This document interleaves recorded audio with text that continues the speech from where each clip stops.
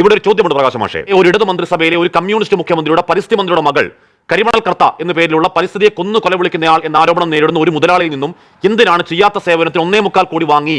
അതിനിപ്പോഴും മറുപടി ഉണ്ടോ? എവിടെ ഇതൊരു നടക്കി പോണ ലക്ഷണില്ല.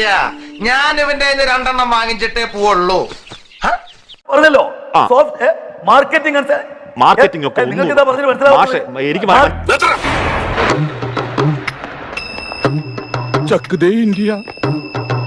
മാർക്കറ്റിംഗ് കൺസൾട്ടന്റ് ആയിട്ട് ഈ കമ്പനി നിശ്ചയിക്കുന്നു. 2 സോഫ്റ്റ്വെയർ സേവനങ്ങൾക്ക് വേണ്ടിയിട്ട് വീണയുടെ സേവനം ഉപയോഗിക്കാൻ വേണ്ടി തീരുമാനിക്കുന്നു. അവർ അതിന്റെ പ്രതിഫലം പറ്റുന്നു. നിന്നോട് ആര് പറഞ്ഞു ഈ വിട്ടിത്തം? പറയുന്ന സേവനത്തിനാണ് സോഫ്റ്റ്വെയർ മെയിൻ്റെനൻസ് ഉണ്ട്, സോഫ്റ്റ്വെയർ ഡെലിവറി ഉണ്ട്. ഈ സേവനം നിങ്ങൾക്ക് നൽകിയിട്ടില്ലെന്ന് ആരാ പറയേണ്ടത്?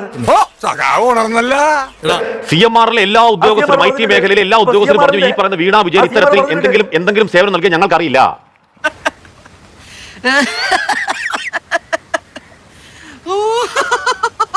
ആ റിപ്പോർട്ടിൽ അവിടുത്തെ IT തലവനടക്കം പറയുന്നുണ്ട്.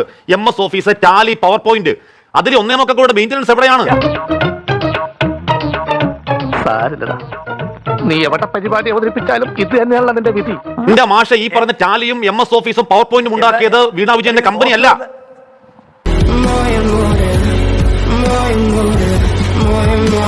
അങ്ങനെ പറയലെന്ന്. ഒന്നാമത്തെ MS ഓഫീസ് ഉണ്ടാക്കിയത് വീണ വിജയൻ അല്ല, ടാലി ഉണ്ടാക്കിയത് വീണ വിജയൻ അല്ല, പവർ പോയിന്റ് ഉണ്ടാക്കിയത് വീണ വിജയൻ അല്ല, നോട്ട് പാഡ് ഉണ്ടാക്കിയത് വീണ വിജയൻ അല്ല. ആണോ? ഞാനല്ല, എന്റെ ഗർഭം ഇങ്ങനല്ല. ഈ സോഫ്റ്റ്വെയർ ഉണ്ടാക്കിയ കമ്പനിക്ക് പോലും 1.25 കോടി രൂപ മെയിൻ്റനൻസ് ആവശ്യമില്ല. ഉത്തരവില്ല. 1.25 കോടി എങ്ങനെ കൊടുത്തതെന്ന് കൃത്യമായ കണക്കുണ്ടല്ലോ. വീണക്ക് പ്രതിമാസം 5 ലക്ഷം രൂപ കൺസൾട്ടൻസി ഫീ, എക്സാലോജിക്കിന് പ്രതിമാസം 3 ലക്ഷം രൂപ. അതൊന്നും എനിക്കറിയാൻ മേല. മുഖ്യമന്ത്രിയുടെ മകൾക്ക് പരിസ്ഥിതി കോട്ടം ഉണ്ടാക്കുന്ന ഒരു മുതലാളി 1.25 കോടി രൂപ എഴുതി വെച്ചിരിക്കുന്നു. ഏതെങ്കിലും ഒരു വ്യവഹാര വഴിയിൽ പോയോ മുഖ്യമന്ത്രിയുടെ മകൾ വീണ വിജയനും കമ്പനി എക്സാലോജിക്കും? ഇങ്ങനെയാണെങ്കിൽ ഞാൻ കളിക്കല്ല, ഞാൻ നേരെ ചിറാപുഞ്ചിയിൽ പോയി മണം വിൽക്കാൻ പോണു. കുരിശായല്ലോ. അപ്പോ മാഷ് പറയും അത് കേന്ദ്ര ഏജൻസിയാണ്, അത് BJPയുടെ ഏജൻസിയാണെന്ന് പറയും. മുഖ്യമന്ത്രിയുടെ മകളുടെ അച്ഛന്റെ പാർട്ടിയെ പ്രതിരോധത്തിലാക്കി ഉത്തരമില്ലാതാക്കി നിർത്തിയിരിക്കുന്ന സംഭവത്തിൽ മുഖ്യമന്ത്രിയുടെ മകളുടെ കമ്പനിക്ക് ഒരു അക്ഷരം മിണ്ടാനില്ല ഇതുവരെ. 1, 2, 3, 4 ഇന്ന സേവനങ്ങൾ ഞങ്ങൾ ഈ കമ്പനിക്ക് നൽകിയെന്ന ഒറ്റ വാർത്താക്കുറിപ്പിൽ ചെയ്യുന്ന ചർച്ചയാണിതൊക്കെ. 5, 10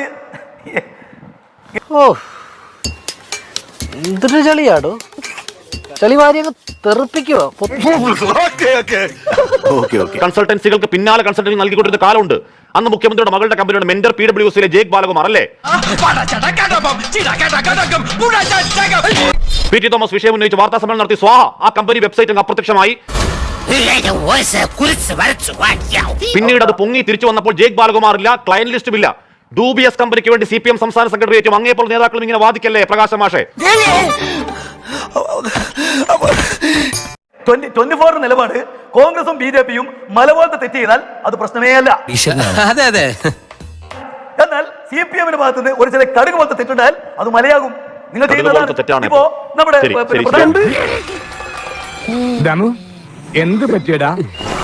എന്തോന്നാടോ ഇത്? എവിടെ നിന്ന് കിട്ടിയോടോ ഈ ഉണ്ടാക്കണേ? ഞാൻ പോകുന്നു. Bye bye.